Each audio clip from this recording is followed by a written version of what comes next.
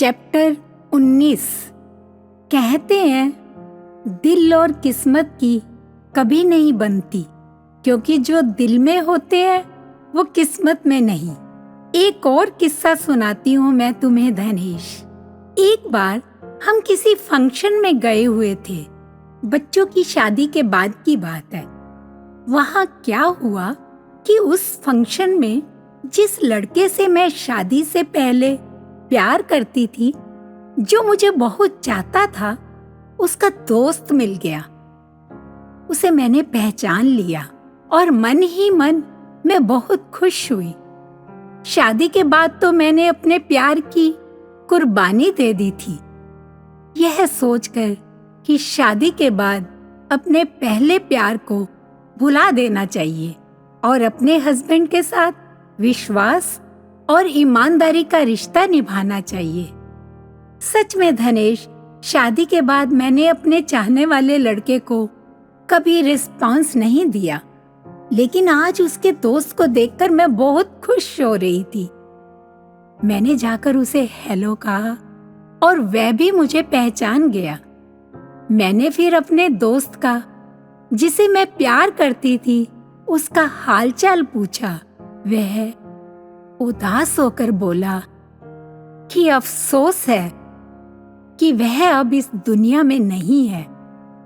उसकी तो आज से 20 साल पहले ही दिल का दौरा पड़ने से डेथ हो गई थी। हे भगवान, मुझे ऐसा लगने लगा कि जैसे मैं अभी बेहोश होकर गिर जाऊंगी। मुझसे एक भी और शब्द बोला नहीं गया। मैं अपने परिवार के साथ थी, इसलिए कुछ ना बोल सकी।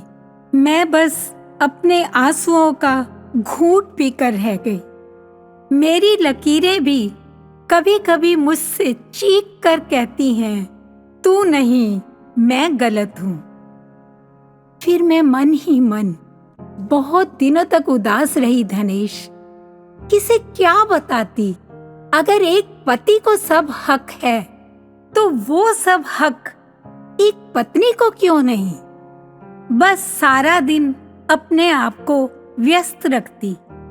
मेरी ननद, मेरे देवर और सब परिवार वाले आते रहते थे, लेकिन उन सबको कभी भी कुछ महसूस नहीं होने दिया कि मैं मेंटली बहुत परेशान रहती हूँ।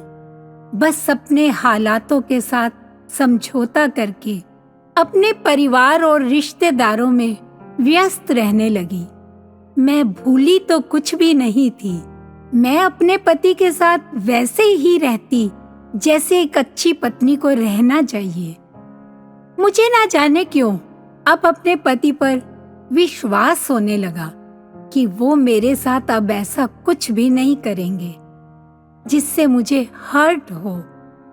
लेकिन मेरा सोचना और विश्वास करना गलत था। अब आगे की जिंदगी का हाल अगले चैप्टर में बताती हूँ।